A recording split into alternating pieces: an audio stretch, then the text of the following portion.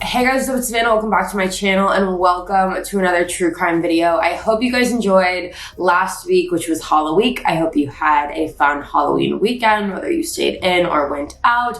I hope you had a great time. But now we are back to regular scheduled programming. As you guys can tell by the title of today's video, today we are talking about the Springfield 3. This is an unsolved case that happened in 1992, and we are going to be walking through all of it today. So with that being said, let's jump right on into it. So let's talk about who the Springfield 3 are. The Springfield 3 are 3 women who have now been missing for over 29 years. 18-year-old Stacy McCall was born on April 23rd, 1974 and is 5'3", and at the time of her disappearance was 120 pounds with long, dark blonde hair and blue eyes. Stacy worked at Springfield Gymnastics and oftentimes did local modeling in the area, and Stacy is described by her mother as a go type of person. She was always out doing something, going somewhere. She loved being adventurous and spontaneous, and along with that, she was always finding a way to help others. Stacy's friend Suzanne Streeter was born on March 9th, 1973 and went by the nickname Suzie.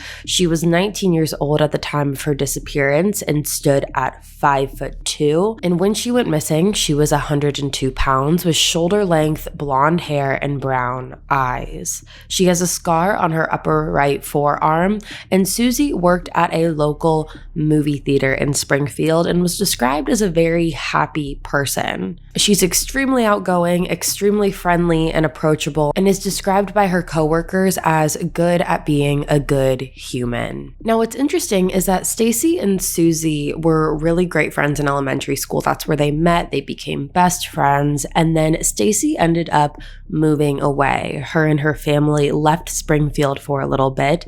And when they came back, it took Stacy and Suzie a little bit of time to reconnect and rebuild that friendship. It actually wasn't until about 3 to 4 weeks prior to the disappearance that they became close friends again and that they reconnected. And then we have Suzie's mom, which is a woman named Sherrill Elizabeth. Sherril was born on November 1st, 1944 and was 47 years old at the time of her disappearance. She stands at about 5 feet tall, and at the time that she went missing, she was about 110 pounds with short, light blonde hair, brown eyes, and pierced ears. Sherril was a single mother to her daughter Suzie. Sherril worked as a hairdresser at a salon called New Attitudes and grew a clientele of about 250 people. So she was very well known in the community, and she was also very well liked. Everyone liked Sherril. Everyone had only good things to say about her. Not only was she great at what she did on the business standpoint, but also just as a human. She was incredibly nice and welcoming and really did everything that she could to provide for her and her daughter. Now, the disappearance occurred on the early morning hours of June 7th, 1992. However, the day prior, June 6th, was actually the girls' graduation. Stacy and Suzie had graduated from Kickapoo High School, located in Springfield, Missouri. The class of 1992 had their graduation ceremony, and it ended somewhere around 6:00 p.m. And afterwards, Stacy's mom, Janice, wanted Stacy to come home and have a family celebration. Stacy's mom got a cake. They were going to do this whole great thing at home, but Stacy really wanted to go out and celebrate with her friends. Stacy told her mom that she was going to be going out that night with Suzie and their other friend, which is a girl named Janelle Kirby. Now, if you have graduated high school, you know that it is fairly common for people to have graduation parties. They celebrate with their family and they celebrate with their friends. Sometimes these graduation parties occur days after graduation, sometimes it's the days before, and sometimes it's the day of. However, a lot of times people who graduate high school, the day that they graduate, they want to go out and they want to celebrate the end of this new chapter and their accomplishments and whatnot. I know personally for me, my high school sent me to an arcade overnight, and that was our graduation celebration. So Suzie, Stacy, and Janelle were planning on going to a couple house parties. That was their deal for the night. The plan was that they were going to meet at Janelle's house and go to their first party from there. Janelle's house was located in Battlefield, Missouri, and Suzie left to go to Janelle's house at 8 p.m. and Stacy got there shortly after at 8:30. And they didn't have to go far for the first party that they attended, considering it was in walking distance to Janelle's house. So all they had to do was walk over. Now, a couple hours into the first party at about 10:30 p.m., Stacy stepped away from the party for a moment to call her mom Janice and just do a little check-in. Now, when Stacy was on the phone with Janice, Stacy told her that her and her friends were going to be staying the night at the guy who was hosting the party's house, and this boy was named Brian Joy. So Stacy told her mom that her, Suzie, and Janelle were going to be staying at Brian's house and spending the night there. However, while Stacy was on the phone with her mom, these plans changed. Brian informed the girls that it would be better if they spent the night at their own house, so that is when the three of them decided that they would all go back to Janelle's instead. Stacy also informed her mom that the following morning they were going to be going to a water park located in Branson that was called Whitewater. Janice said that this was a very normal phone call. Nothing seemed concerning or off, nothing that raised any red flags. Stacy was acting perfectly normal, and before Janice got off the phone with Stacy, she told her to call her the next morning before they went to the water park. Stacy agreed and told her mom that she would give her a call the following morning, and then she hung up the phone. After Stacy got off the phone with her mom, the girls then went to their second party of the night. This was located on East Hanover Street in Springfield, and they stayed at this party for a good period of time until about 1:40 a.m. when the police showed up and basically shut the party down, told everyone to go home, and that is when Janelle, Suzie, and Stacy all went back to Janelle's house.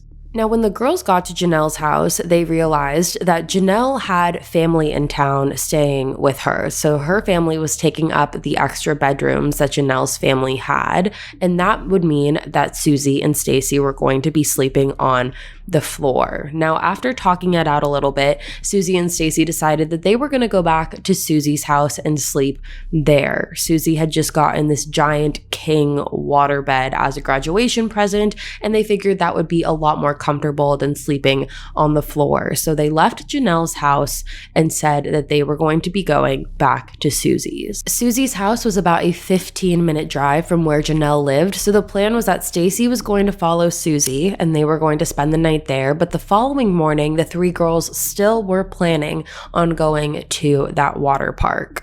The following morning, Janelle called Suzie at 8 a.m. to see what time they would be coming to pick her up to go to Whitewater. However, no one answered the phone, so she left a voice message. Now, mind you, this is 1992. There is no cell phones. This was a house phone that Janelle called, so it was Suzie's house phone, and no one answered.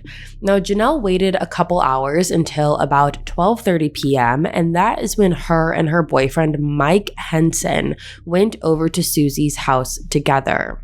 Now, once Janelle got there, she saw that Suzie, Stacy, and Sherrill's cars were all parked in the driveway, so she started walking up to the front door, figuring that everything was fine. Once she got to the front door, she realized there was broken glass on the front steps, and the broken glass was from the porch light. The porch light was a globe that had glass surrounding it, and that glass had been broken. Now, because Janelle and Mike weren't thinking about worst case scenario, they decided to sweep up the glass and put it in the trash. Obviously, as we know, that is completely contaminating with evidence. However, at that point, they weren't thinking about that. They thought that they were doing a nice thing by sweeping up the glass and throwing it away. Now, Janelle started walking around the house, and she walked to the back of the house, and that is when she noticed that the back door was unlocked. It was closed, but unlocked. So she opened the back, and when she did, she saw Suzie and Sherrill's little dog named Cinnamon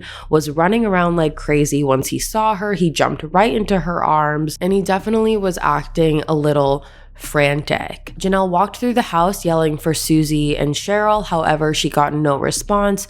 No one was in the house, and so she didn't really know what to make of this. She didn't know what was going on, so she left Cinnamon in the house, closed the door behind her, and her boyfriend went off to the water park together. It's important to mention, though, that before Janelle went to the water park, when she was walking around the house, she said that nothing seemed out of place. The house didn't look ransacked. It didn't look like there had been any forced entry. Everything was in its place. However, the one thing that she did notice that she thought was odd was that Suzie, Sherril, and Stacy's purses were all lined up in front of Susie's bedroom door. Along with that, the TV set was also on. However, Janelle figured that it was the morning. Maybe they just turned on the TV in the morning and walked out and forgot to turn it off. Something else that Janelle noticed was that Sherril and Suzie had left their packs of cigarettes in their purses. Now, this struck her as a little odd because if you knew Sherril and Suzie, you knew that they were chain smokers. They were constantly smoking cigarettes and they always had their packs on them. Clearly, they smoked enough to the point that when Janelle saw the packs of cigarettes, she thought to herself that it was bizarre considering that they usually always brought the packs with them. All right, you guys, let's talk BetterHelp. If you have never heard of BetterHelp before, BetterHelp is an online counseling system that provides you with professional counseling in the comfort of your own home.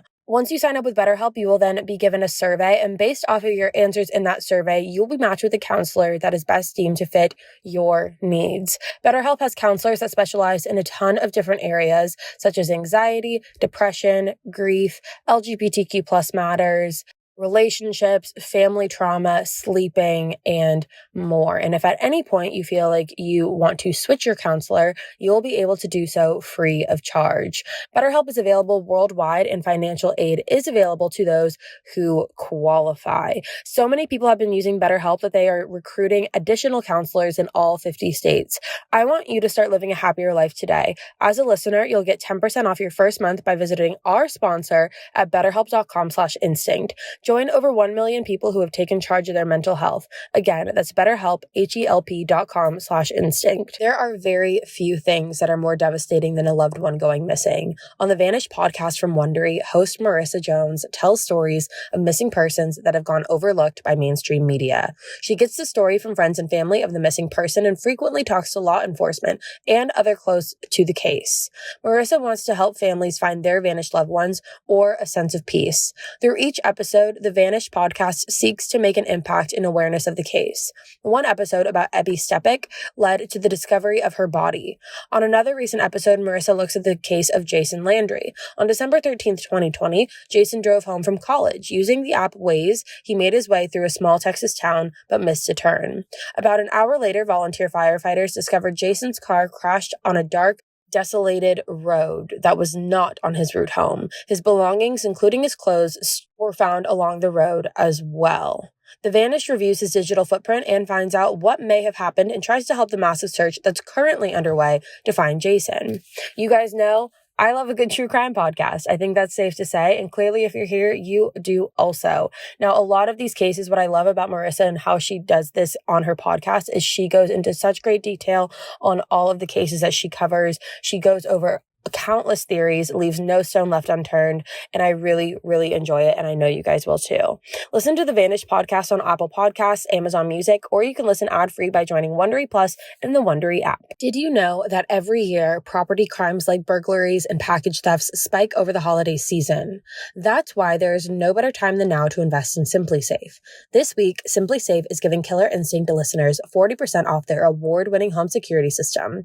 We love SimpliSafe because it has everything you need to make your home safe. I'm talking indoor and outdoor cameras, comprehensive sensors, all monitored by around-the-clock professionals who send help the instant you need it. I personally have the Essentials kit from SimpliSafe in my apartment. I just moved into my very first apartment and I live by myself, so home security and safety has always been my number one priority, and I always feel so safe knowing that SimpliSafe has my back with their Essentials kit. I think it is genius. SimpliSafe was even named named the best home security system of 2021 by US News and World Report. You can easily customize a system for your home online in minutes and even get free custom recommendations from SimpliSafe.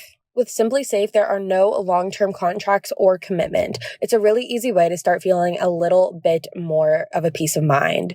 Take advantage of SimpliSafe's holiday sale and get 40% off your new home security system by visiting simplysafe.com/killer. That's simplysafe.com/killer for 40% off your entire system. Hurry, this offer ends soon. I want to talk to you guys about Ana Luisa Jewelry. And if you have never heard of them before, they are an amazing jewelry company. And right now, my listeners will get 20% off when you go to shop.analuisa.com/killer. Ana Luisa is amazing because they offset 100% of their carbon emissions, starting with the sourcing of their raw materials all the way to the disposal of their pieces. They also have limited batches of their jewelry, which ensures the highest production standards while eliminating excessive waste. They have long-lasting pieces crafted with care from the best noble metals.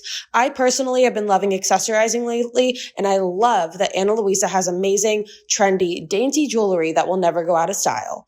My personal favorites are their new Zoe necklace. I love the details on it, as well as the paisley ring. That one is made from recycled silver and again just falls into that dainty category, and I just think it goes with everything. These pieces are great for yourself or if you're trying to give them to someone else as a gift, and they have really fair prices with their jewelry starting at just $39 with no luxury markup. Ana Luisa is currently running their biggest sale of the year. You guys are not going to want to miss this. It's just in time for the holidays, and you can get 20% off by going to shop.analuisa.com/killer. That's shop.analuisa.com/killer. shop.analuisa.com/killer. If you've listened to Killer Instinct for a while, you know I am obsessed with Best Fiends. In my humble, but I shall also say in my correct opinion, it's the best match 3 style game by far. The rest are basically the same game with different color schemes, but not Best Fiends. So stop crushing the same old candy and try a puzzle game with something fresh to offer. With Best Fiends, you play through an actual storyline, complete with the good guys, which are the fiends, and the not so good guys, which are the slugs. The more you play, the more fiends join your team and the more powerful they become, helping you solve increasingly challenging puzzles as you progress through the game. It's an action-packed adventure and a brain-boosting puzzle game all rolled into one. Not to brag, but I'm pretty far along at level 1263. Yes, I play this game a lot. But the cool thing about Best Fiends is that there are thousands of levels with more added all the time. So there's always a fresh challenge waiting for me when I need a pick-me-up. Download Best Fiends free today on the Apple App Store or Google Play. That's friends without the R. Best Fiends. Now, something that I have noticed in this case that I'm about to tell you that I think is beyond bizarre, and I think is possibly a giant clue in this case, that every time I was in my research and looking through this case, I don't think that this gets talked about enough. I think it is slightly overlooked, and it is so bizarre that I do not understand why. While Janelle was inside of Sherril and Suzie's home, they received a phone call. This phone call came in again on their home phone, and Janelle answered the phone, and when she did, there was a man on the other end of the line. It has never been completely clear, at least to the public, what exactly was said to Janelle on this phone call. However, according to Janelle, this man was making sexual innuendos over the phone and she hung up. He then called again shortly after and Janelle answered, but once she realized it was the same man, she hung up again. Now again, we have no idea what exactly was said on this phone call. That has never been disclosed to the public. All we have to go off of is sexual innuendos, which really could mean anything. But if you think about it, I think that this is very crucial. I think the likelihood that this was just a random prank call on the day that these women all went missing seems to be very unlikely. So I just think that it's very interesting that this isn't talked about a lot. However, of course, it is very possible that the authorities know exactly what this phone call is about, and I'm sure that they have looked into it. However, as far as public knowledge, there isn't a lot there on that. Now, Stacy's mom, Janice, was getting very worried on the 7th when Stacy never called her to tell her that she was heading off to the water park. Stacy was the kind of girl that always played by the rules. She hated getting in trouble. So because of that, she always did everything to ensure that she never would get in trouble. So when she wasn't calling her mom the morning of the 7th, Janice definitely was a little concerned. She knew it was unlike Stacy's character. However, she wasn't thinking worst case scenario. So she decided that she was going to teach Stacy a lesson. She had figured that Stacy had just gone off to the water park without calling her first. So her plan was to go over to Janelle's house because, again, at that point, that's where Janice thought Stacy was. And Janice's plan was to grab all of Stacy's belongings from Janice's house and bring them back to her house, almost basically to just teach her a lesson, so to speak. Now again, Janice was under the impression that Stacy was at Janelle's house. So Janice ended up calling Janelle's home, and Janelle's sister was the one who ended up picking up the phone. And when Janice asked Janelle's sister if she could talk to Stacy, Janelle's sister had to inform Janice that Stacy was not there and she did not spend the night. Now, of course, to Janice, this is incredibly shocking. She doesn't know what Janelle's sister is talking about. So the two of them kind of went back and forth for a moment, and Janice asked to speak with Janelle's mother. Once Janelle's mother got on the phone, Janelle's mother cleared it up and told her that Stacy and Suzie had gone back to Suzie's and spent the night there. So Janice knew at that point that she needed to get over to Suzie's house in order to retrieve Stacy's belongings. So she asked Janelle's mother for Suzie's address. However, Janelle's mother did not know her address and also did not know her phone number. She said the only person who knew that was Janelle. And remember, Janelle was at the water park. So Janice actually had to drive all the way over to this water park and find Janelle. Janelle was going down one of the water slides when Janice found her, and once Janice was finally able to pull her to the side, Janelle told Janice that she had been over to Suzie's house multiple times that day and no one was home. Now, obviously for Janice, this is extremely alarming to hear because now she's hearing that no one knows where her daughter is. When Janice asked Janelle why she didn't tell her sooner, Janelle said that she didn't want Janice to worry. So Janice finally got the address to Suzie's house, and while Janelle stayed at the water park, Janice went over to Suzie's. Now, when Janice went over to Suzie's, she also walked into the home and scouted it out, so to speak. And again, this also is a contamination of the crime scene, which we will get into in a moment. However, of course, if you're looking for someone, especially your daughter, and you think that this house was the last place she was at, you're going to walk in it. So that is exactly what Janice did. And when she did, she noticed that there was a blinking light on the answering machine, which meant that there was a message that needed to be played. So Janice ended up playing this message. And again, while we don't have a lot of information about what this message entailed, all Janice said is that it was strange. It was a strange, bizarre message, and we don't know if it's from the same person that had called previously when Janelle was at the house. However, Janice described it as very bizarre. Once Janice saw all of the 3 purses lined up, as well as the car keys that were inside of them, their wallets were also inside of them, and Sherrill's purse had $900 in it. So Janice, once she saw that, grew increasingly worried. She also noticed that Stacy left behind her migraine medication. Stacy suffers from chronic migraines, and she always took that medication with her everywhere. So once Janice saw that, she definitely grew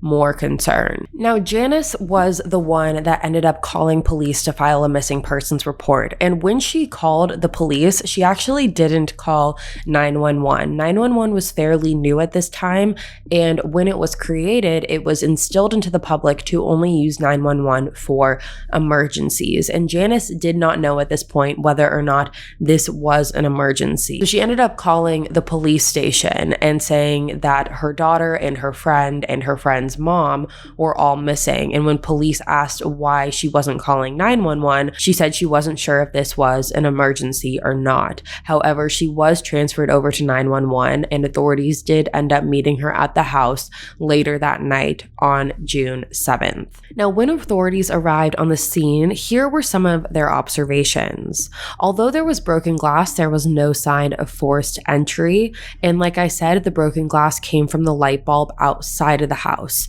so not from any window or door. Along with that, authorities think that the girls were getting ready to go to sleep when something happened.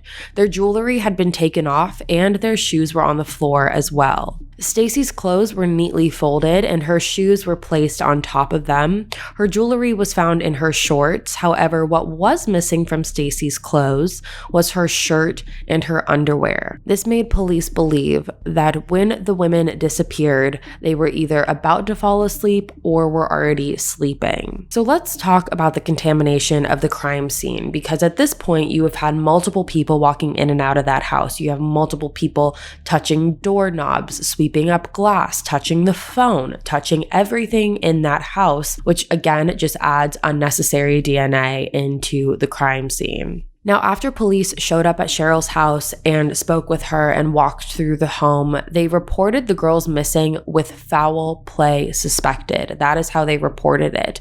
And they also left a note on Sherril's door when they left. And this note was basically a warning. And it said, if you are coming back or if you come back, there has been a missing persons report filed for you. So you have to call 911 and reverse the report. This again was just in the hopes that they did return. However, this never happened. Now, when it comes to the investigation, authorities got search warrants to search all throughout Sherril's home.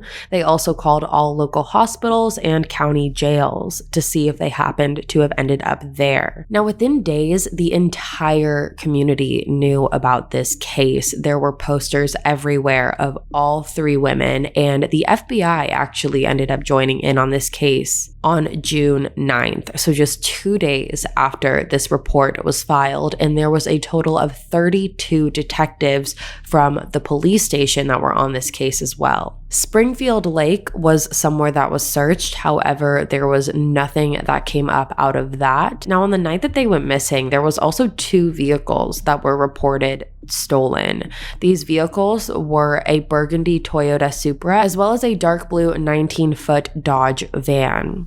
Police were getting countless tips and followed up on every single one of them, and police did get one tip in particular that was called in by a woman who said that she claimed to have seen one of the girls driving a green van. She said that the girl in the van perfectly resembled one of the girls, and she said that along with that there was a man in the vehicle as well who was yelling at her and basically threatening her, saying, if you know what's good for you, you'll keep driving. And according to her, the woman looked absolutely terrified. Now, police did put this out into the public. They even put a green van outside of the police station, hoping that it would spark the memory of someone who could have also seen this.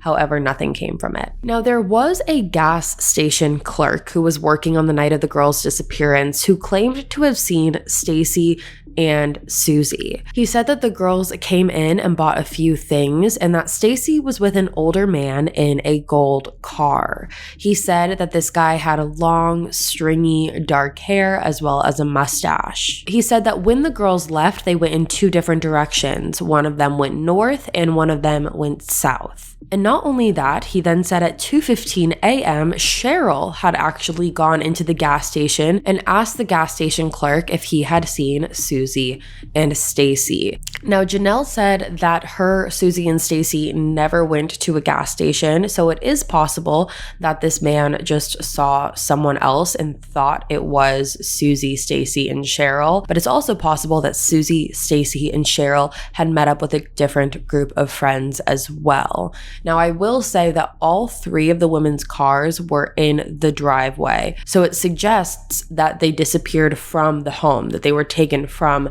their home. So it doesn't suggest that they drove to a gas station and then drove somewhere else and Sherrill met them there. Now, there was another tip from a waitress who worked at a diner called George's, and she claimed that between the hours of 1 a.m. and 3 a.m. that she saw Sherrill, Suzie, and Stacy coming in and eating there with 3 other men. She said that they all came together and that they all left together. However, reminder, all women had left their purses and wallets back at their house. So it is possible that these men paid for their food and their experience and whatnot, but is it likely that all 3 of them left without their purses? Now, months had gone by in this investigation with nothing coming from it. However, on New Year's Eve, December 31st, 1992, there was a man who called in to the America's Most Wanted hotline and said that he had vital information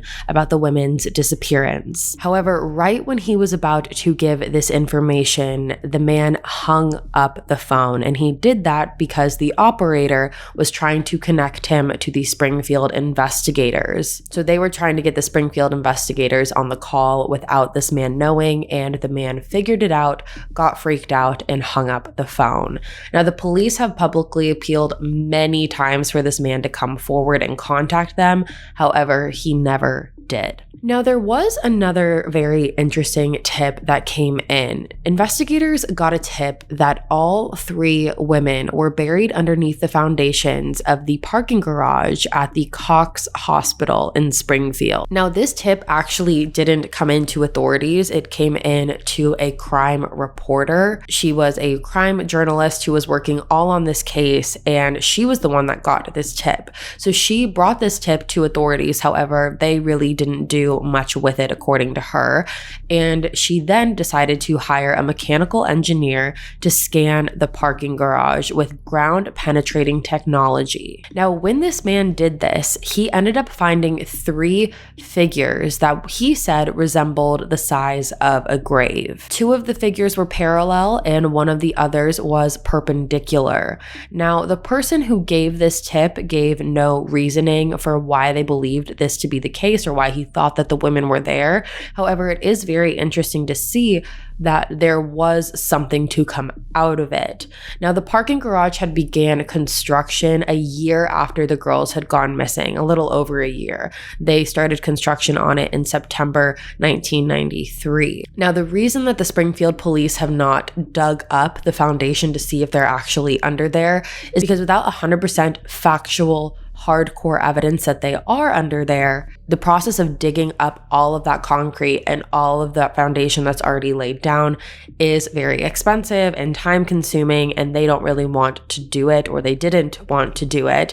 However, it is interesting because clearly there's something under there, but authorities have claimed that this tip is not credible and it came from someone who claimed to be a psychic or who had a vision about this or a dream. So they said that it's not credible. But again, it is interesting to see that the GPR did show 3 figures. Now, like I said, this case is unsolved. It's been over 29 years and we still don't know what happened to these women. However, there is one potential suspect. There is one person that has never been ruled out. However, he has never been actually named a suspect, and that is a man named Robert Cox. Robert was an Army Ranger who was arrested and pled guilty to kidnapping to 2 women and assault with a deadly weapon.